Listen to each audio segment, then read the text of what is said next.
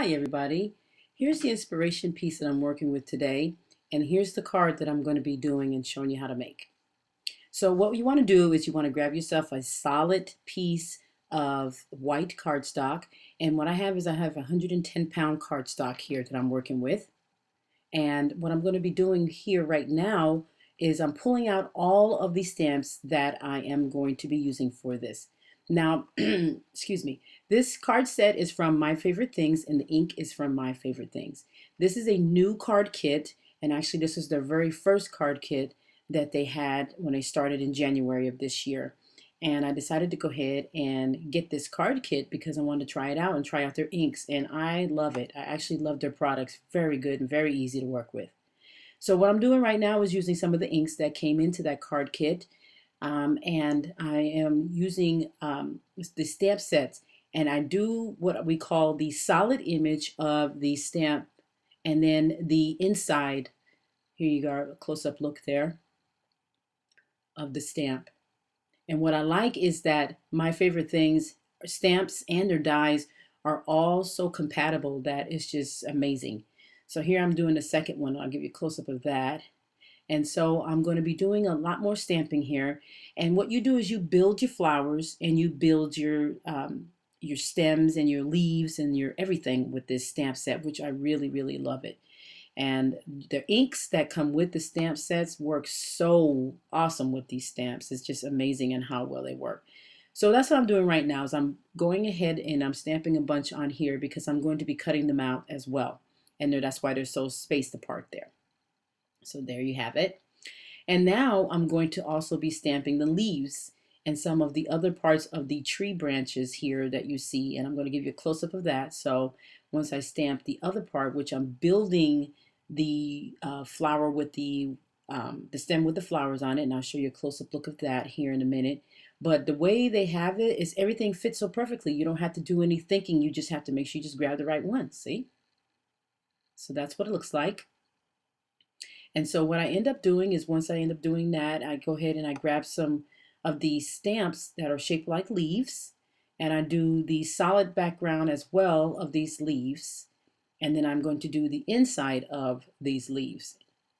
And that's how I start with my cards. I do all the stamping first and then of what everything that I need. And then I go ahead and then I use my Big Shot and the dies to cut them out. So there's a close-up of what the leaves look like.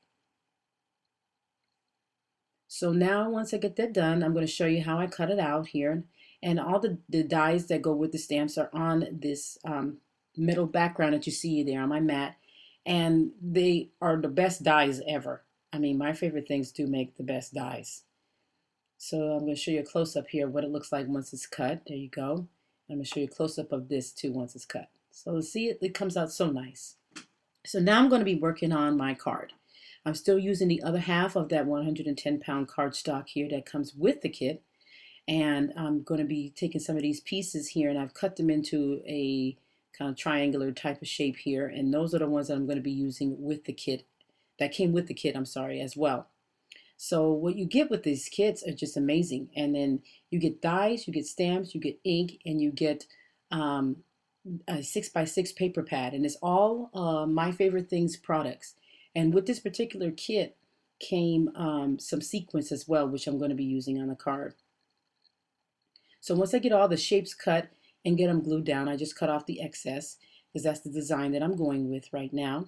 And then I'm going to start building. So here I zoom in and I'm going to start building my flower clusters that you've seen when I first showed the card. And I'm building them a little bit at a time. You just glue them down. And there's no right or wrong way to do this. You can do this any kind of way you want. I prefer to just build mine just like I would like to see a bunch of flowers. And so that's how I built them. And I'm putting them on little by little. And I'm going to end up putting the flowers on the top here once I get those glued. And then I'm going to put another flower here too as well. And then I'm going to start putting down a couple of the leaves that I cut. So you can situate this any way you want. You can build it any way you want. And once you get it built, it just looks really cool. And I like the way it looks. It gives it a nice look. Okay, so there's one part of it. And then I cut off that little excess stem that's sticking out from underneath the leaf. I cut that off a little later. So now I'm going to start building the bottom part here of the card, the cluster here. And it's just like I said, once you get everything, yeah, what I do is I stamp first, then I cut them out, and then I start building. So that's how you do it. It goes, that's how I do it, and that's easier for me to do. So right now I'm building this bottom part of this cluster, the two leaves, and the rest of the flowers that I had stamped on the card there. So one there, and that's it. So that's how I build my clusters, and that's how I do my um, stamping and um, with the my favorite things stamps. So now I'm going to add some of those sequins. There's a little bag of sequins that came with that kit as well, and I'm going to just start adding them on strategically throughout the layout here. And what I'm using is these dots. These dots are designed for, sorry about that, cut off a little bit on me, but these dots are designed for tiny little things like sequences, enamel dots, or any other thing that you want to glue down that's about that size.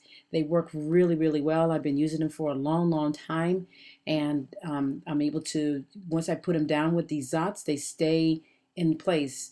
They're a lot stronger than the glue dots. I found glue dots to be not as strong as these dots, but I really like these. And these are by Thermal Web.